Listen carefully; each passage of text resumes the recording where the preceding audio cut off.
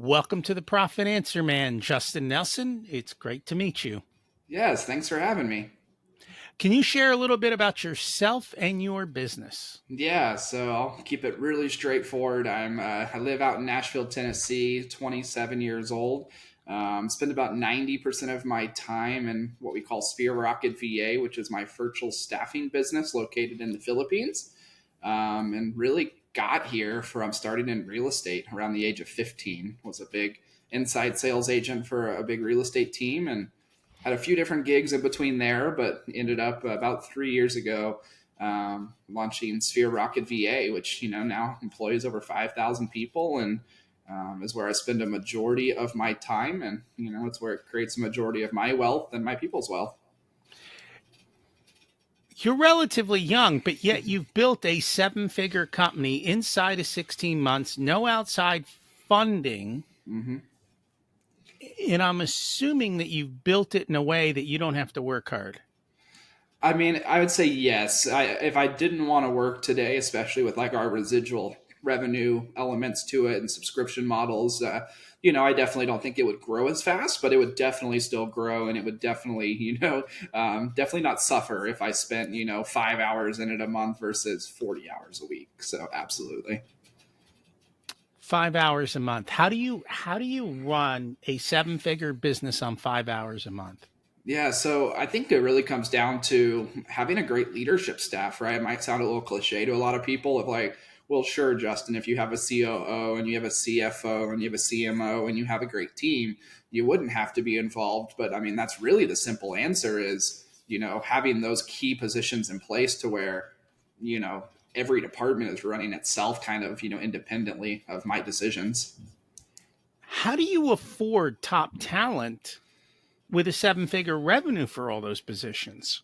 Yeah, so we're actually probably right at the breaking point right now of 8 figures. So we'll end up right around 9 to 10 a year. So even when we were, in full transparency, even when we were around 3 million a year in revenue, one of the ways that I at least afforded it, it's kind of biased. Obviously, I have a virtual staffing company.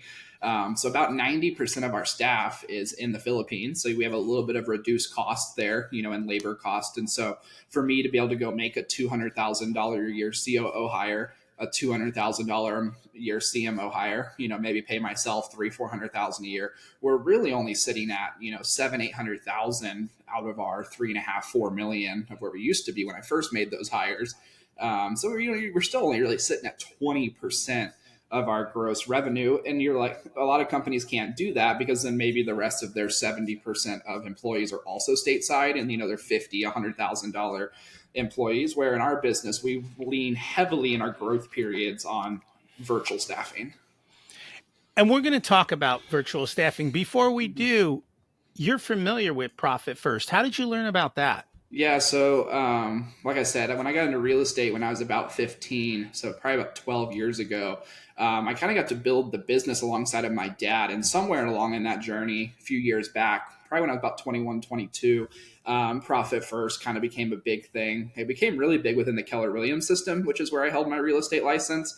I don't remember their connection there, but I know it was really took off within that a big ecosystem. And so that's where I first learned of it. I implemented it in my real estate business to start. And then kind of when I got more into the virtual staffing company, which took off 100 times faster than my real estate business, we just kind of took it over to there as well. And how has it helped in your business? So I think for me, at least when I was a real estate agent, the first way it helped me, and I know it talks a lot about this, is I would always pay myself whatever I had left, right? And sometimes it was good and sometimes it was bad. And so I was living a pretty inconsistent. Some months I would make 30 grand and months I would make negative 5 grand because I was really living on the principle of I'm going to make this, I'm going to spend all this, and maybe I'll have something left over. And so, I think the very first way that it helped me is just by making my income a priority, on the model was really, really big for me. And so there wasn't as much variable to my income, which, kind of took away some of the stress and some different things like that. And it allowed me to know how fast to scale the expenses rather than just guess. And I think that's what most business owners do, right? They Mm-hmm. guess. Yep. And I know in the world of real estate, it's kind of funny because you're dealing with large numbers. Hmm. In other words, whatever you're selling, small numbers become insignificant. But the reality is, the person in real estate is making small numbers, Hmm. and they have this jaded view of how much money is actually coming and going in their business. And they don't realize that you're really running your business on a small amount of money, not the big numbers you see coming Hmm. and going. No, not at all. You're exactly right. So you went over and you built this virtual company. I'll be honest, in the past, I've struggled a lot with virtual assistants. Hmm. I think a lot of times it probably has to do with communication, Hmm. training, finding the right person, dealing with all of these different uh, factors that come up. What advice do you have for people like me who Hmm. this is all kind of new to in our trying to do it right the first time? Yeah, so I mean, I'm obviously biased to the way our model is, but I'm going to kind of talk in generalities here. A lot of times people do the two extremes. Number one, what they'll do is they'll start to explore this idea of virtual assistants, and they'll go, "Hey, I see all these people with success using VAs, for example, from the Philippines and other parts of the world." And they'll start trying to research, like, okay, how do I make this happen? And then usually always two things happen when they do this. They've come and find the big companies, the big Fortune 500 type companies. And as we talked about before we got on here, you go, all right, I want a VA from XYZ company. And they're like $2,000 a month. And the company will convince you that for $2,000 a month, you're saving costs versus $4,000 a month and here in the US, which is true. So they can sell you the fact that you're going to save 50% on your labor cost. But what they don't tell you is when you spend that $2,000 a month with them, they're going to turn around and only pay the VA 500 of the 2,000. And so in your mind, you see $2,000 coming out of the bank, but you're only getting a $500 a month worth of an employee, which, $500 a month in the Philippines does go a long way. It is a great income, but it's not going to get you that higher level manager level, someone that can write your SOPs or, execute where they're bringing you ideas in type of situation. Someone at that level probably doesn't have a college degree. And so, really, that's one way that people get started. So, they'll make a mistake of going there and just spend a lot of money for a lower level employee. Or they'll go the opposite way to try and save capital and they'll try and find their own, right? They'll use like Craigslist in that country. And the problem is then while all the dollars you're spending going to them, a lot of people try and become too cheap. It's something else you and I talked about too. It's like a lot of times people with VAs are like, oh, so I can pay someone ethically $250 an hour. It's like, yeah, you could, right? That's still a good living. I've been there. It is. However, just because you can pay someone 30,000 a year in the United States doesn't mean that that's what your business needs, which I think is a huge thing. Is we really want to try and get virtual staff that already has expertise in the area that we need them to cut down on the training and communication needs and some of those things. And how do you train somebody who is half the world away? The time Mm-hmm. zones are opposites, Mm-hmm. and which makes it difficult. And yeah, how do you do all of that? Yeah, so I'll kind of ask you a question.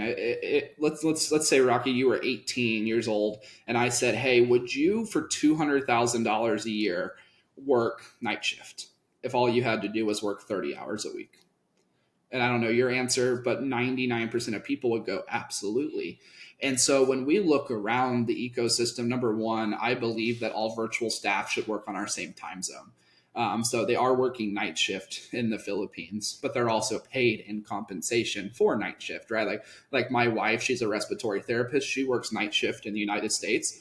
I don't think that that's unethical. I don't think that she's, like by any means suffering from that. But I do know that she's rewarded, compensated, in reward for working night shift, and it's something she loves to do. And so, same thing in the Philippines. Number one is I don't want a virtual staff unless they're working on my own time zone. So that's a big thing for me.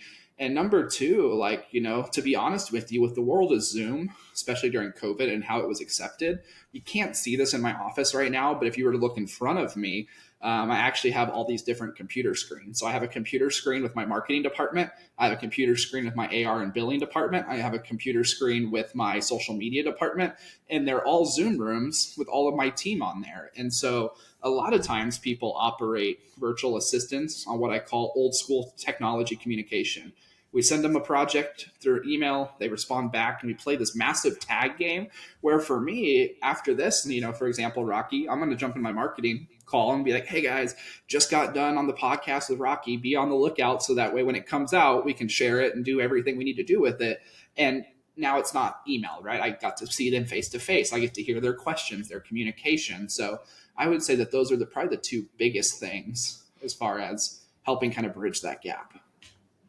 So, do you have multiple Zoom rooms open at the same time? I do. I do. So each department head starts a Zoom room every morning at 8 a.m. Central, and then their entire team comes into that Zoom room. And each person in our organization is mandated to sit in that Zoom room 8 a.m. to 5 p.m. during their shift. Now, they may sometimes go off camera. They may sometimes mute themselves because they're taking calls or either they're in meetings. But for the majority of the time, I should be able to see and jump into each Zoom room and see who's available, be able to chat with them one-on-one. So yeah, each department has their own Zoom room. So, you've almost created a virtual office very Mm-hmm. similar to where you could walk down the hall and talk to somebody. Yeah. So I also, like right now, I hold my real estate license at eXp Realty, and eXp Realty has something called Verbella that Glenn Sanford, the owner, is a big proponent of. And it's actually that, like with my VA staff, we also use Verbella in some different fashions.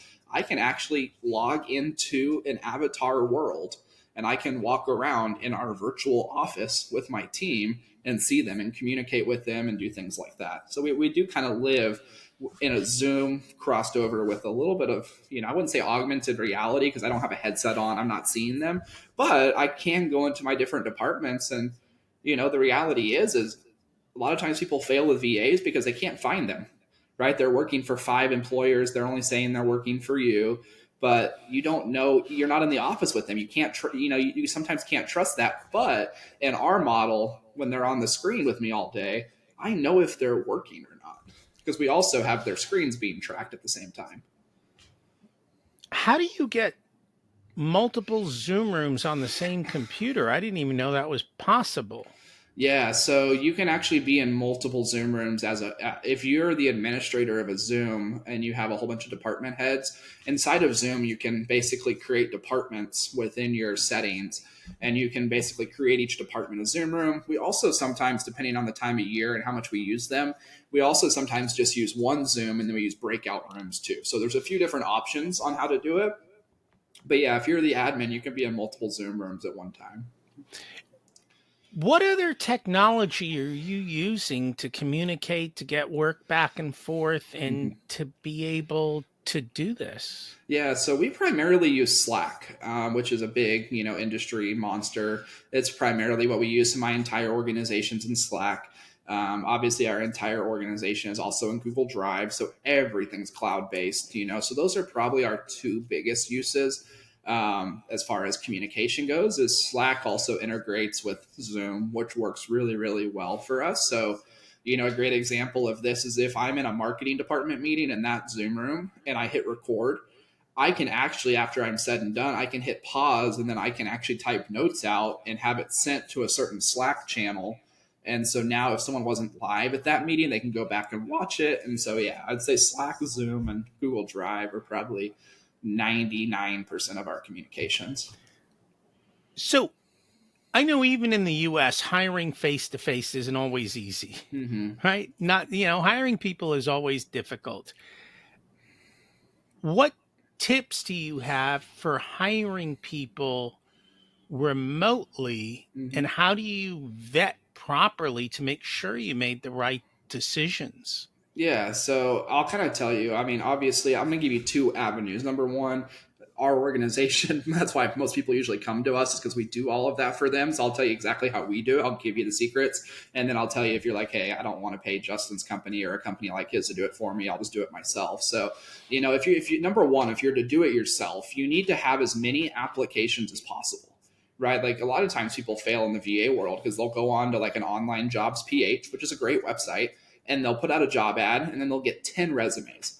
Now, let's say Rocky, let's say you did that. You know, you're a busy man, you're doing podcasts, you're doing this, you're doing that, like you're running around. So you get these 10 resumes and you're like, I guess those will do. Right now, it's time to go interview these people.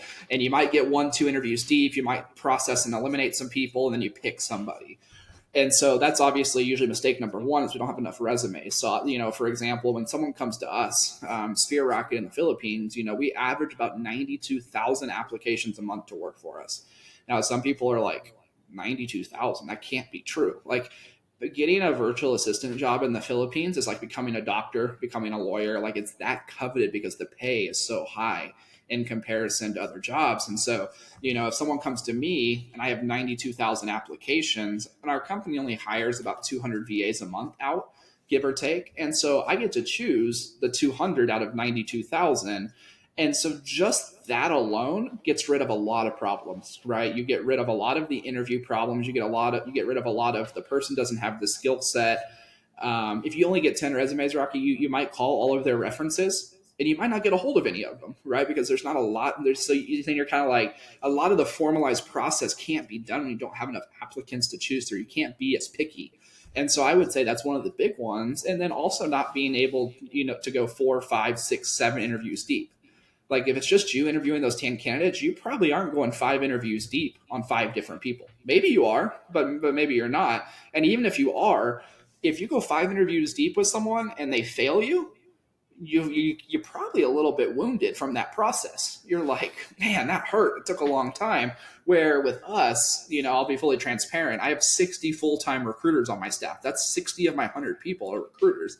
And so like whenever I need a position and I tell my team like, hey, I need a new video editor, they're the ones taking the hits and the wounds. And, you know, they're the ones digging through thousands of resumes and they bring me the person. If they work out, awesome, super great. If they don't, all I do is pick up the phone and go, hey, recruitment, get me another one. I go on my way for 5 to 7 days and they're going to bring me someone else. And so I would say, you know, that for me would be kind of the simple answer. No, and I think that's a lot of it. You know, the first time you do anything, it's a little scary, Mm-hmm. but when you work with people who do it day in, day night, it's routine and processes. This is what we do. We've learned from doing this so that now our systems, our processes, everything's down perfectly. And so But it's much, much easier. I think too, the other thing that's interesting is a lot of times people have an expectation that the hire you make is going to be perfect. Like if you do it or we do it, sometimes people think no matter what, it's going to be perfect, that hire. And I think that's a little bit false. I mean, I live in a world where I get to work with a lot of high level CEOs and people that are Fortune 500 companies. And I see Fortune 500 companies go spend $50 million for a job search to find the right candidate, and they still get it wrong, right? We see NFL coaches, football teams, baseball teams, big organizations try and go find the right person. And then a year later, they're getting walked right out the door because it didn't work. So I think for me, it's more about understanding that it's a process. And it's like, don't put all your eggs in just that one basket, that's going to be the person that takes you to the next level. Interesting. So, just to give people an idea, like what are the types of jobs that we can hire for virtually? So it's going to sound cliche, but it's if the job doesn't require an in-person presence, it can be anything. And so I'll give you an example of this. I have six-figure employees in the Philippines that make 6 figures US dollars that I pay. Now, when you think about 6 figures in the Philippines, 100,000 US dollars, that's a high level person, right? Those are people with MBAs. Those are people that are high level. And so I say anything. I mean, it could literally be, I have VAs, Rocky, to be honest with you, that are podcast hosts for me. They interview US based employers every single day. I have VAs that are in AR and billing, social media. I have VAs that help with support, you know, social media marketing, graphic design, website design. And so when we look back over our last 5,000 hires, I mean, I have people, Rocky, that come to me and say, Justin, can you find me an electrical engineer? And I'm like, yeah, we can. Because guess what? The Philippines has electrical engineers. They have mechanical engineers. And so we really don't have a limit. About the only thing we don't hire out of the Philippines is developers, like web developers. about the Any only. reason? Mostly just because there's such a talent gap between there and in India. If you're trying to outsource, the reason why most outsourcing doesn't go to India in the non-tech world is because of a thick accent. It's a little bit of a language barrier for people, but they're like technology smarts is 100 times what the Philippines is, and I say that with full respect for the Philippines because that's where 99% of our staff comes. So we just find way better talent technological wise. So. Now, I think because of the success of the Philippines and being virtual, I'm hearing Eastern Europe, South Mm-hmm. Africa, and South America Mm-hmm. are they all seem to be growing areas for this type of service. Absolutely. Especially for those that are in those time zones, right? So like a great example of this is whenever I get on like an Australian podcast, like what I have to say is not super groundbreaking to them because they're in such a time zone equivalent to the Philippines. They've been doing this for longer than the US has, right? Like the Australia introduced the US to Philippines outsourcing. And so, a lot of companies in like Europe that are kind of in a weird, like, the time zone conversion doesn't flip as well. It doesn't flip an exact 12 hours. Like here in the US, I'm an exact 12-hour flip. So it's perfect night shift, day shift. Some other parts of the world, that time zone equivalency doesn't work as well. And so you're definitely starting to see, and when you look at Eastern Europe, South America, South Africa, and some of those different places, they all kind of line up in similar time zones to a good portion of the world's, economy that isn't Philippines and that isn't United States. And so those are definitely, I mean, I'm actually starting to get more requests for those, and it's not something we heavily service at this point, but it's definitely a direction we're moving. Do you have any great, I'm not going to say success stories, but kind of like ahas where people have started to do this and they had that kind of shift in the way they looked at things? Yeah, so I mean, I'd say the biggest aha was, especially in real estate, we have a lot of people that want to try and go make $500,000 a year on their own. They want to try and net it. They don't want any help because they want to go on stage and they want to have their award and say, I did it myself. Right. Or you have the opposite where they're just scared to death, Rocky. They came from a corporate world where they felt like they were treated poorly. They weren't loved on. So they have some PTSD of actually hiring people and having to like make them feel loved and treated right. And so we with a virtual assistant, let's say you're even making 500 grand a year net in real estate as an agent. That's a lot of money. Like that's only 1% of agents are doing that.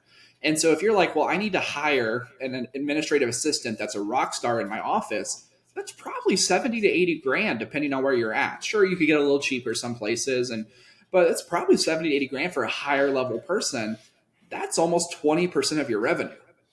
And then you talk about peaks and valleys. And then like we talked about, most agents don't know where their money goes.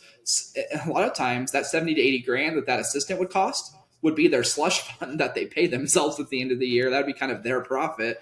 And so I think the biggest story to kind of wrap this back around is when someone can go, wait, for 10 grand a year, I could have a full-time social media assistant working 40 hours a week, and it's not really touching my bottom line to a degree, right? Like they don't feel it. It doesn't put their business in jeopardy. It doesn't, they don't feel like it's something that they can't, obtain or that they couldn't pay. It kind of gives them this place of being able to have employees in a place of non-stress. Because usually when you need to hire people is when you're in a high stress moment, you're overwhelmed, or you're like, our company's turning and we need more business. I like it. Um, One of the biggest struggles that I hear people talk about is a lot of their processes are paper based. In other Mm-hmm. words, they need people to open the mail, they need people to, a lot of the things come in a way that, and honestly, I'm thinking they just don't know how to share, Mm-hmm. or they're also worried about security Yeah. in within their system. So those are probably two separate things. Why don't we do, when you live in a world that, like, let you go back to real estate, if you're talking more of a real estate investor, a lot of times there's so much paper receipts, paperwork, and now scanning all that stuff becomes a massive undertaking. Mm-hmm. What suggestions do you have for a business like that? And then let's touch on security. Yeah, so I mean, I think it's all about just, and this is going to sound kind of maybe harsh to some people, but it's coming into the 21st century. Like, I'm a real estate investor. I run a business heavily off of paper and things like that. But it's all digital now. I mean, signing contracts with your buyers and your investors is all digital. The only thing that I see that is actual paper anymore in real estate investing or any real estate business is if you have a client that does not use a computer. Like, you get someone that's 80, 90 years old, they don't use a computer. Yes, there might be a digital run, but we use things like task list and task grab and things like that to have those things done. But like, even for me, my day-to-day business, like, my receipts are about the only thing that might be physical, and even then most of those go digital right away nowadays.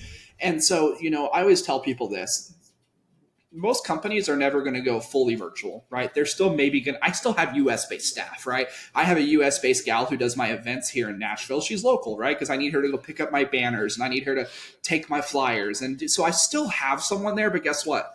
I can pay her 50 grand a year and I can give her three virtual assistants. That's a four person pod in our company for 80 grand versus most companies might get one and a half people where I have four people. And so there's also a hybrid, right? So like, to be fully clear, I still have US based staff that has to do some of those paper grab tasks, but you find that most companies don't even get to one employee. They don't even get to two employees because they don't have enough man hours to get to that next step. So, And what do you do about security? great question on security. So most people, and this is kind of an exercise I do on stage a lot with people, they think that there's a higher level of security risk when you have someone foreign versus than if you have someone in person. It's not true at all. The only reason is our mental mind goes, well, where do most scams originate from that people fall for in their emails and things like that? Well, of course it's foreign based, right? Because a lot of these countries are third world countries. They're going to have more scams coming out of them. However, when you set up your business properly, and this is, a big reason why people will come and pay us for what we do, is we're going to audit that in your business and we're going to go like, hey, like in real estate, for example, the only thing a real estate transaction VA does not do is they don't handle wiring instructions. Like, they're not allowed to handle that because that could turn into a scam, that can turn into some things. So when we do an audit with our people to go, yeah, that thing probably should not be done with anybody, right? It shouldn't be done with your US based staff, or it should be done with someone US based staff that has a higher level, a big contract on them, tight restrictions, things like that. So there are some, risk, but it's no different than if I were to hire my $50,000 a year assistant who's just coming out of college. He or she's going to have the same level of risk as someone in the Philippines. And to be honest with you, when you set up your systems right, like my team in the Philippines, their screens are monitored all day long. We have security things on their computers. We have network protections. And so I would actually say my team, because that's the expectation of how it's going to run up front, you're going to be on camera, your screen's going to be recorded all day, you're going to have these things installed on your computer. We're actually probably more safe than the person and business owner that just hires someone and goes, there's a laptop over there, we'll get started. And I guess you have somebody in the Philippines who sets that up and does it all Mm-hmm. for you. Correct, for our team. Yeah. And there's a lot of things like my COO here in the Philippines, we assume the worst. And this is for my US based staff too. I assume that every single day someone's going to log into my network and delete everything. And so once a week, right, we're on Google Drive backing things up. We click a button, it goes to my COO's desktop. He's got triple, redundancies and things like that. And so, it's really just about thinking about it, right? Just knowing and thinking about it and going, hey, how do I do this safely? Or how do I give my password to my Facebook account to my VA and it be protected? Like, there's softwares for that, right? There's things to do that. And so I think, without sounding biased here, that's what our value is to the world for a lot of people, because you could go find your own VA. But if you're like, hey, how do I go find my own VA and be secure and think of things I've never thought about? That's ultimately what I'm doing on a daily basis, is going, yeah, here's how you would do it securely. Or to give you the answer you don't want to hear, is there are a few things where you maybe shouldn't, offshore that. Nope, I totally understand. Is there anything that we should have talked about on this topic that we didn't get a chance to? I would say the only thing I would tell people, especially when it comes to a profit first model, is if you're really concerned about your profit and and you know you need staff, but maybe you haven't been a leader before, you haven't had to hire staff, get staff on, you haven't gone through the process of having what you talked about to train them, feel that pain, you haven't had to learn systems or how to communicate with other people. Virtual staff is a great way to start building that muscle because at 3, 4, 5 bucks an hour, it's a great way to make mistakes instead of doing that on your first $100,000 hire, right? Doing it on your first 5 grand a month hire. And so sounds kind of weird for me to go virtual assistants are a great place for you to get rid of your leadership mistakes, but it's true, right? I'd rather, make my mistakes at the gambling at the blackjack table at the dollar table than I would go to the $100 table type of situation. So for those that are kind of feeling like, man, I'm just scared. I'm just scared to take that next step in my business. VA staff is why I got started. I was 16 years old going, who's going to work for me, right? I mean, like I'm a 16-year-old, I still do dumb things, but VAs were a great way for me to, let's be honest, my first 8 VAs aren't with me anymore because I was a bad leader. Like I just didn't know what I didn't know. I was learning. But, it was a great way. It didn't put me underwater. It's primarily why I didn't need outside funding, right? It's because I had lower staffing costs. And that's a big part of it. I mean, overhead crushes everybody. Mm-hmm. So keeping Yep. it down, finding the right people. And today, I mean, the reality is, I think everyone's facing a labor shortage. Mm-hmm. Yep. And so that is kind of the biggest issue. Some jobs you cannot do virtually, some you Yep. require people in person. That's great. But if you can do stuff virtually, or second, if you can get rid of mundane things from your Mm-hmm. great people for not that much money, then they're more likely to stay. So it's kind Absolutely. of It's like making a if, better work atmosphere. yeah, if you got someone at 60 grand a year and you're like, all right, they're overloaded and stressed, instead of hiring someone else at 60 grand a year, just go build them a mini team and let them be the leader and let them get the tasks they hate off their plate. Now you're 60 grand a year plus 10 grand plus 10 grand plus 10 grand. You're back to an Elon Musk type thing. He just has more people. Your organization has more people, more manpower for a cheaper cost. Do you see that productivity is the same in the Philippines or different than the US? So I would say it's same, if not harder. Again, you might think I'm biased, but it's just they just work harder than people in the U.S. Now, I will say that I might sometimes hire 2 people for the position of one, which is still cheaper. It's still cheaper by far, but I now allow them to be specialists, right, in that thing. So you could say, yeah, one person in the U.S. could do the job that I have 2 people doing, but I also build security in my business, like my podcast editor department. I have 5 people. Now, could it possibly be 2 people in the US? Sure. But my 5 people is way cheaper than even one in the US. And now if someone gets sick, they want to quit. They don't, something goes wrong in their life. I have 4 people left. It's the whole department doesn't shut down. Where if I had one editor in the US and he wanted to hold me hostage, I'd be kind of out of luck. So And that is very true. If people would like to learn more about you, connect, what's the best yeah. way for them to find out more about you guys? Yeah, best way is if you just type in sphere rocket into the internet, you'll find us. It's a term that's not used in very many things. But if you're listening on the podcast and you want a discount or want to talk to us directly, you can just go to hireleverage.com, which is HIRE leverage.com. Okay. We'll put those in the show notes. Thank you so much for joining us today. Absolutely. Thank you so much for having me. Thanks for listening to this unedited video of the Profit Answer Man podcast. If you'd like to catch the full episode and learn more about what we do, check us out at profitcomesfirst.com. We also go through the Profit First book in each and every chapter in the beginning episodes of the podcast, so check those out as well. Thanks for listening, and here's to you having a more profitable and growing business.